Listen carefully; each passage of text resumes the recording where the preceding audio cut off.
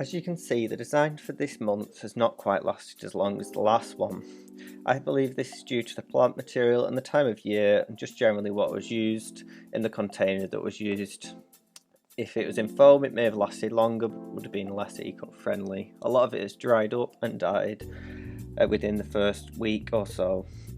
This just shows how much forage material can be unpredictable, and so I'll be using evergreen materials in the next design. This month I have chosen to make a festive door wreath, as a eco-friendly wreath would require moss, which is a protected species and cannot be foraged. I could have substituted this for straw, however I would have had to pick and dry out some grass into straw, which would have took quite a long time. When I began looking for plant materials, I was hoping to find a lot of evergreens everywhere, however I found this a lot harder than at first thought. The main thing I did find was holly, that was everywhere, however I was really hoping there'd be a lot of pine trees about. However, this was not the case, and I ended up finding some on the side of the road in more of a bush form.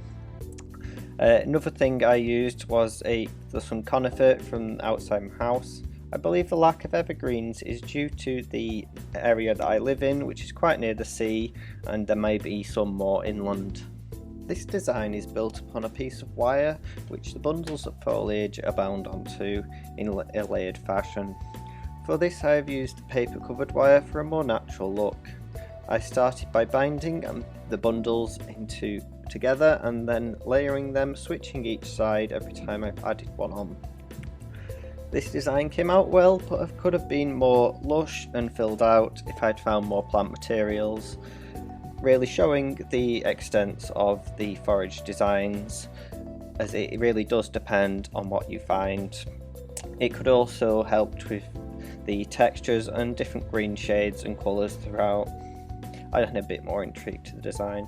Another thing that I thought about adding to this design was some ornaments and maybe a bow. However, I decided against this to really demonstrate the forage design at its heart without anything else added.